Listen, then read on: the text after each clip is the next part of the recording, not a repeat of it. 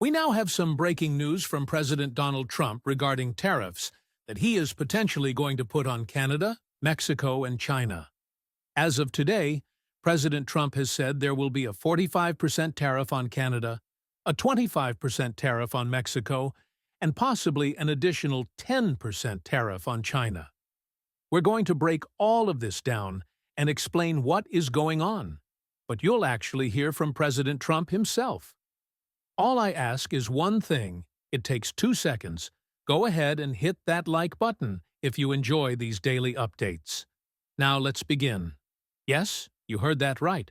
President Trump said today in the Oval Office there will be a 45% tariff on Canada and a 25% tariff on Mexico, and he's saying this is due to fentanyl. According to multiple reports, the Trump administration is trying to figure everything out over the last 48 hours, or in the next 48 hours. On Saturday, President Trump is going to implement these tariffs, although he's still working on the executive orders as we speak. One report notes that President Trump was signing executive orders in the Oval Office, and while reporters have not yet seen a video feed from that press event, he was asked about tariffs. The deadline for these tariffs, previously threatened at 25% on Canada and Mexico, is looming for Saturday.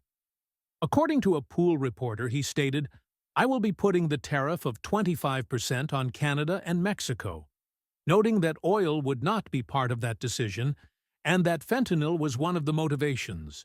There is still some uncertainty regarding whether these tariffs will definitely take effect on Saturday, or if negotiations with Canada and Mexico might avert them. Despite oil being exempt, gas prices could still rise, and food prices are expected to increase. Automotive costs may go up as well.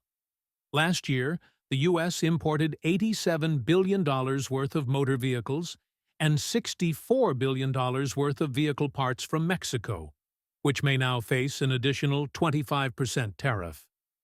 Motor vehicles were also the second largest good the U.S. imported from Canada last year, at around $34 billion. Furthermore, the U.S. imported $97 billion worth of oil and gas from Canada last year, which has been the country's top export to the United States, partially due to the expansion of Canada's Trans Mountain Pipeline.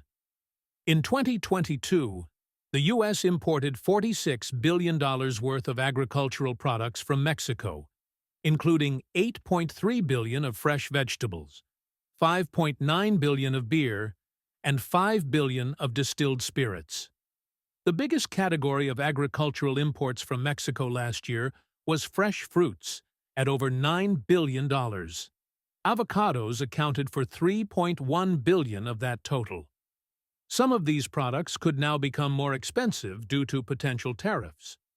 Elsewhere, reports indicate the Trump administration has become firmer in its intention to impose 25% tariffs on Canada and Mexico by Saturday. The reasoning is not only related to immigration and fentanyl, but also trade deficits. At one point, President Trump mentioned, "I'll be putting the tariff of 25% on Canada and separately 25% on Mexico," adding that these tariffs may or may not rise over time.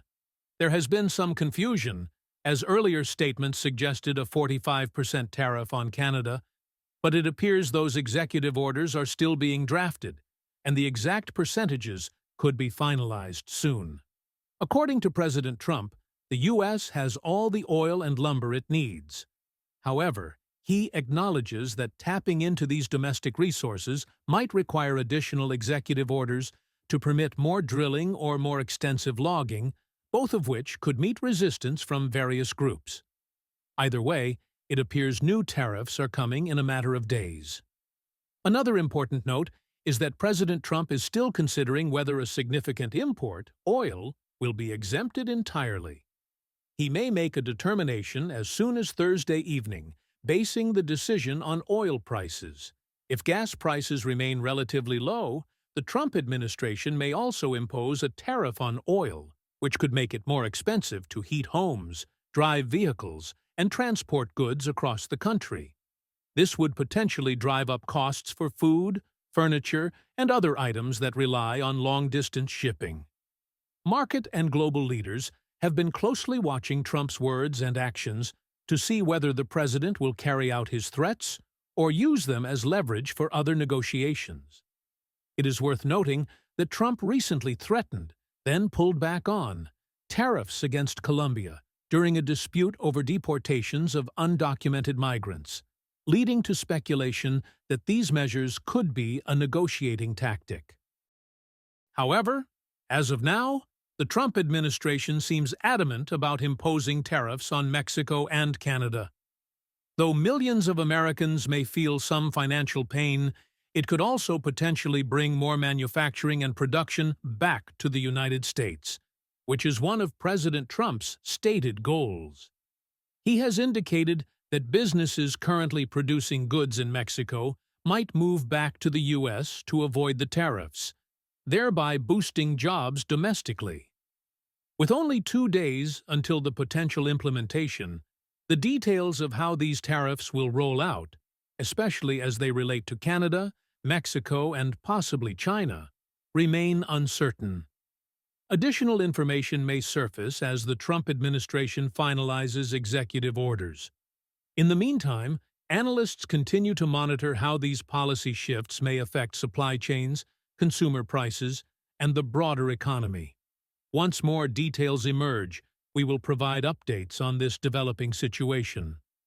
Research published by the Congressional Research Service has shown that imposing significant tariffs on trading partners often leads to increased costs for domestic manufacturers reliant on imported components, as well as higher prices for consumers who buy end products. When similar tariffs were introduced on steel and aluminum in 2018, studies by the U.S. International Trade Commission found that certain domestic industries did see a short-term upswing. However, businesses using those metals in production were negatively impacted by rising costs.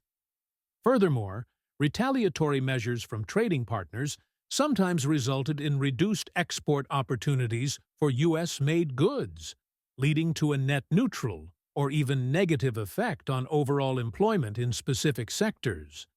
A separate analysis by the Peterson Institute for International Economics observed that the imposition of tariffs rarely resolves underlying trade imbalances in a straightforward manner. Instead, it can spur supply chain shifts that redirect imports through countries not subject to the same tariffs, ultimately offsetting part of the intended impact. For example, if tariffs on Canadian or Mexican agricultural products increase, importers may seek alternate sources in South America or Asia, potentially reshaping global trade flows without guaranteeing a return of production to the United States. Additionally, the International Monetary Fund, IMF, has cautioned that higher tariffs can raise global uncertainty, dampening investment and slowing economic growth if international partners escalate their responses. This uncertainty tends to affect currency markets and commodity prices, potentially boosting inflation in countries that rely heavily on imported goods. Experts often advise policymakers to weigh tariff strategies against the possibility of prolonged trade disputes that might destabilize key industries, from automotive production to consumer electronics. Overall, historical data suggests that the actual outcomes of such tariffs depend on multiple factors, including the duration of the policies, the scale of affected trade, and the availability of alternative suppliers. While targeted tariffs may offer a short-term stimulus to specific sectors by shielding them from foreign competition, longer-term effects can include higher prices for consumers, retaliatory tariffs on U.S. exports, and a potential slowdown in global trade growth. Consequently, many trade economists recommend a cautious approach when using tariffs as a negotiating tool or strategy for protecting domestic industries over the long run.